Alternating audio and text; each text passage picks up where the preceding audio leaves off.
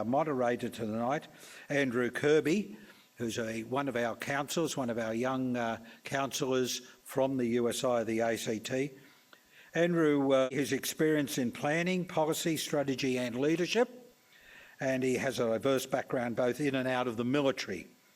He's held a number of leadership roles as well as being selected for a number of high-profile staff and representational appointments. Andrew, over to you. Thanks, John. Well, gentlemen, ladies, good evening. As John just said, my name is Andrew Kirby from the Council of the United Service Institute.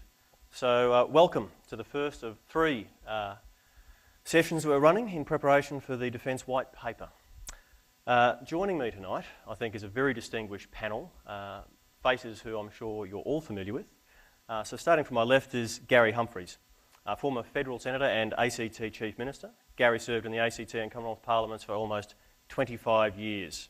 First elected to the Legislative Assembly in 1989 at the inauguration of self-government for the Territory. Gary is a former shadow front bencher in the Defence portfolio. Also Peter Leahy, the Foundation Director of the National Security Institute at the University of Canberra. Peter retired from the Army in July 2008 after a 37-year career as a soldier, concluding his career in the Army with 6 years as Chief of the Army, making him the longest-serving incumbent in the position since General Strevell in the 1920s. In 2007, Peter was elevated to the Companion of the Order of Australia. From my right, we have John O'Callaghan. John's the Executive Officer of the Australian Industry Group Defence Council and has held a number of positions over the last 15 years, including Assistant Secretary of the Capital Equipment Coordination Department of Defence. And to my right, recently joining us is Chris Hillman, a face familiar, I'm sure, to most of you as a political editor for ABC's 7:30. Chris previously co-hosted 666 ABC Canberra's top-rating breakfast program, produced mornings on 774 ABC Melbourne, and worked as the Chief Political Correspondent for ABC Radio Current Affairs. Just a few remarks before we begin. Tonight we're presenting a hypothetical scenario. We're in a panel of distinguished experts, that's you four gentlemen. We'll debate and formulate policy advice to government in the face of a series of cumulative scenarios. So we'll work through 5 different little pocket scenarios that move forward in time and hopefully aggregate towards a picture or a few conclusions at the end. The scenarios, I must stress, are hyperbolic. So they're, if not worst case, they are worse case. And they're intended to provide a framework to explore different policy settings that government may wish to consider in the next white paper. I do stress they do not represent my views, the USI's views, or indeed any of our panellists' views. Gary's argued vehemently that we don't need a heavy or strong land force, returning us to 1987. Argued in 2018 we didn't need it. Might need it now. Might need it now. I've changed my mind. Peter Leahy's argued that one day Australia might need nuclear power, but certainly by the end of the 2020s, we won't be there yet. We still need land forces, but not to go too far afield, but to focus on the region.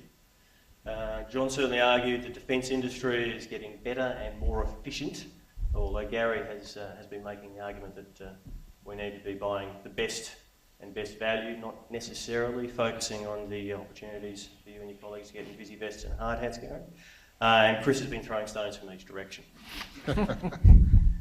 So we move forward towards the end of next decade in 10 to 12 years' time, 2028.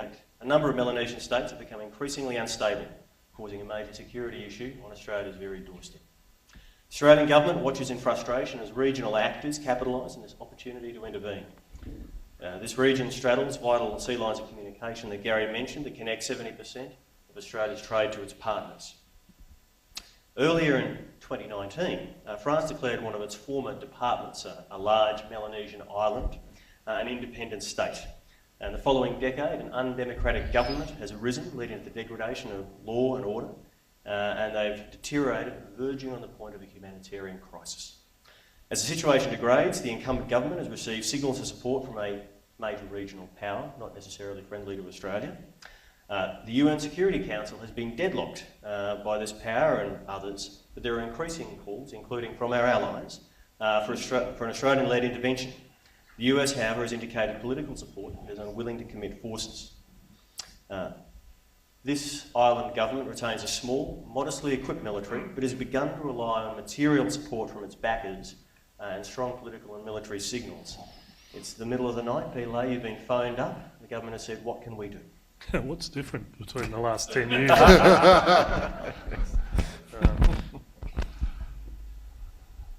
Well, we've got to offer government options. And my first thought would turn to our DFAT colleagues, would turn to the diplomatic options, because obviously the military option is the last resort. And whilst government is exploring that and perhaps finding that there are finite capabilities for diplomats, we'd be looking as a whole of defence effort what could be done. And there's an ex-Chief of Navy in the room, and I'm sure he would probably got the phone call before me, because we need to get there. We need to be able to deploy and sustain a force. And there's a ex-Chief of Air Force sitting over there, and he probably got the next phone call, which was, can you get over there and find out what's going on? So the intelligence, surveillance, reconnaissance, the ability to be able to deploy quick reaction forces. So all the diplomacy's going on. Government would need to decide, is this something we can do it alone? And I'm thinking of June, July, August, September of 1999 here. Pretty cheap scenario. They just chucked it out 20 years and did the same thing to us. But what can we do? I would assume that government wants to do something. We'd be trying to pull a force together. You'd be trying to train it and prepare it. Worried about evacuations of nationals in the country. You'd be worried about the humanitarian effort, and you'd be wanting to forward deploy. So life just got busy. Depending on how much government had taken our advice, including the esteemed lobbyist on my left, we may or may not be ready for that.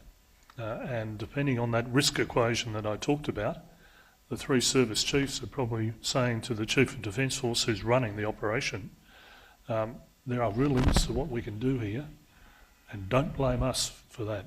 It's your fault because you didn't give us enough money beforehand. Gary, the next phone call. Coffee, lobbyist register, what do I do? Well, look, at the end of the day, this is the very situation where Australia either is prepared to act if it can, if it needs to, or it forgoes a role of any sort, a leadership role of any sort in the region.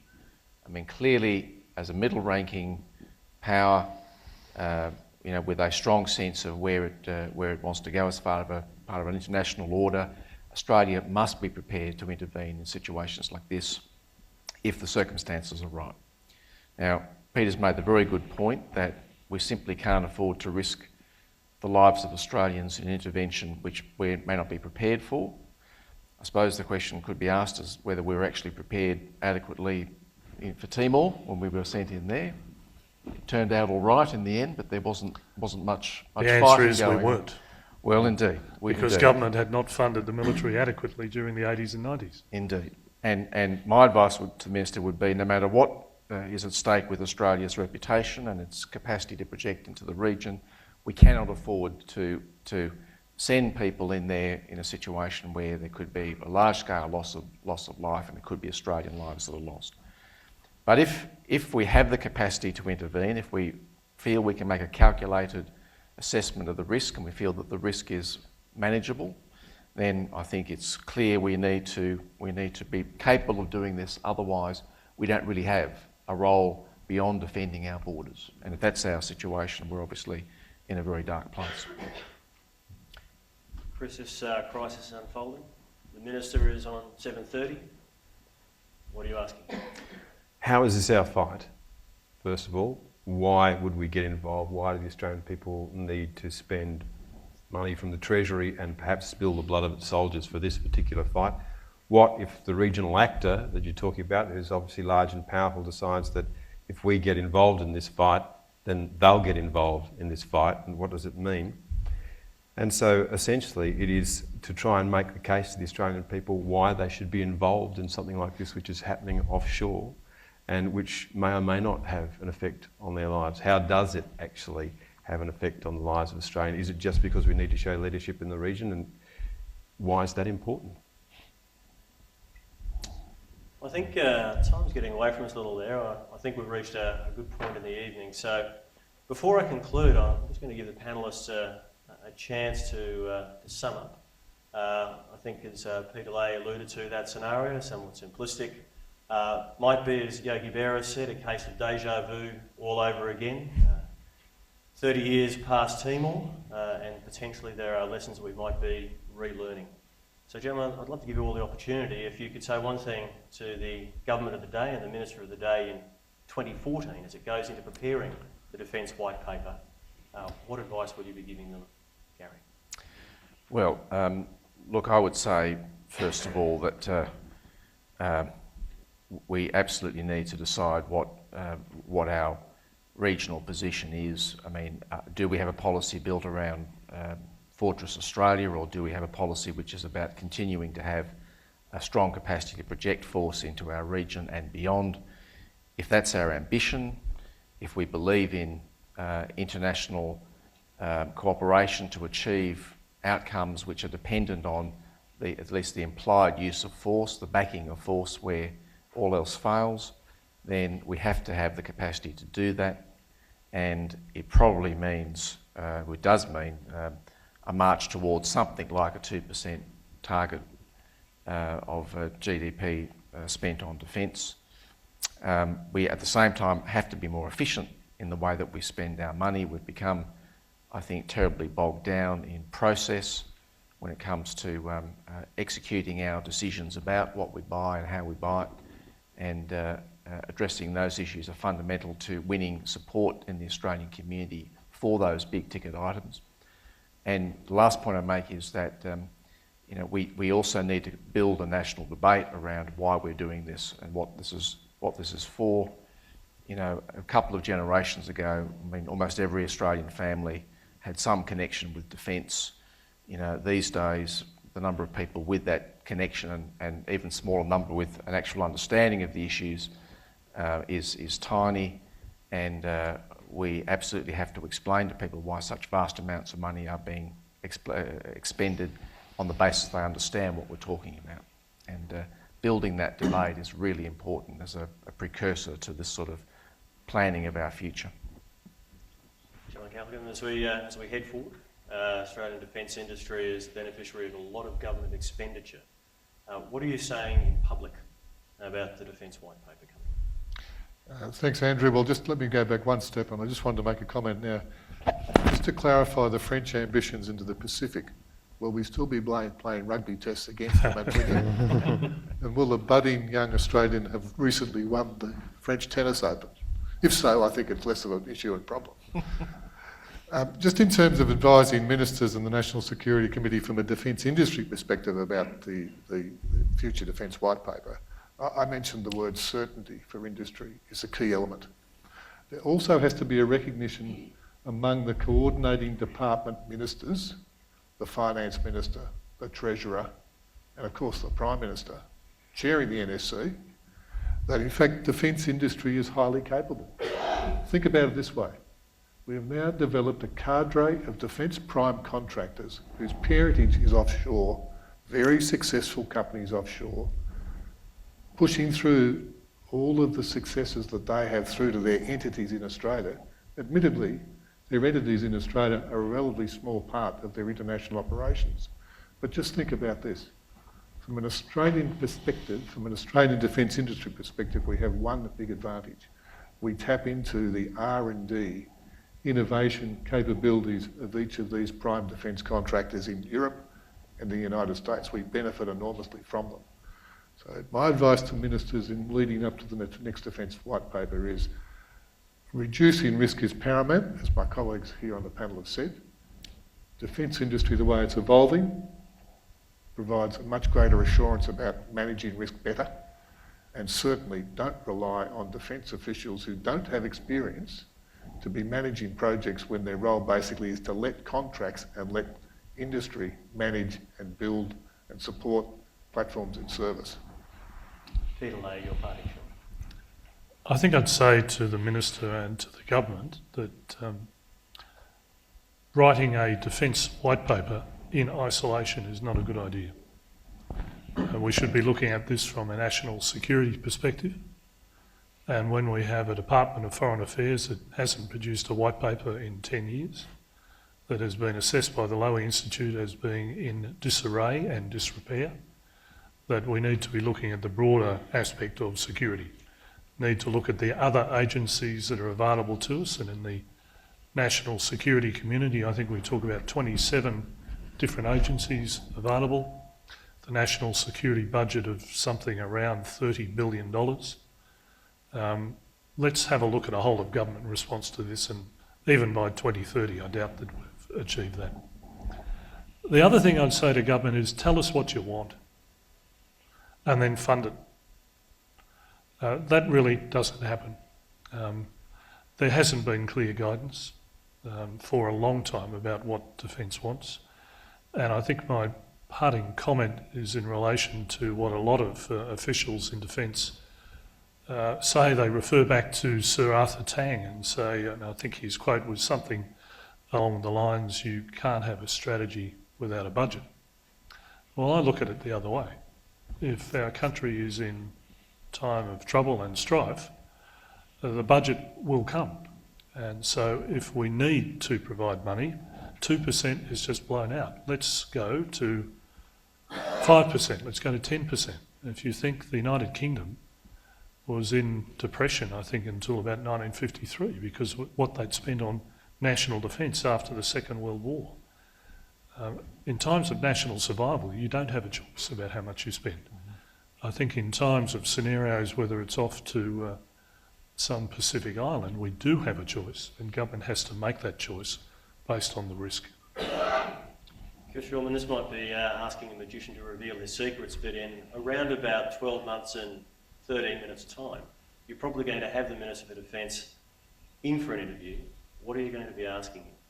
What does he need to tell you? Oh, I think this has been very informative, the session this evening, because I guess one of the things that's missing from the budget at the moment, and a lot of the criticism about it is the why. Why are we making sacrifices now? What's the plan? What's the vision that you have? And as you build up for a white paper in 12 months' time, it is basically defining the strategic environment and then making the argument to the Australian people as to why you are going to spend 2% of the nation's wealth on trying to achieve this target.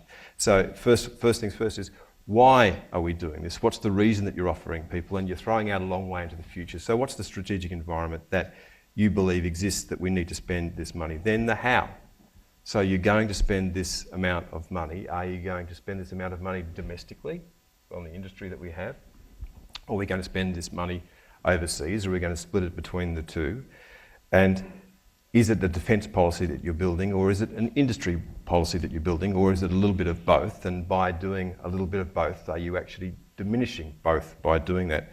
Then there is the with who part of the argument that we went through in the next scenario, is that is the United States waning in the region? It might want to pivot to the region, but does it have the wherewithal to actually do that? And in the long term, is that sustainable? And if that's not sustainable, does that mean that Australia will have to lift a heavier load in future, and by lifting a heavier load necessarily spend more money and perhaps get into some alliances with some of our regional partners?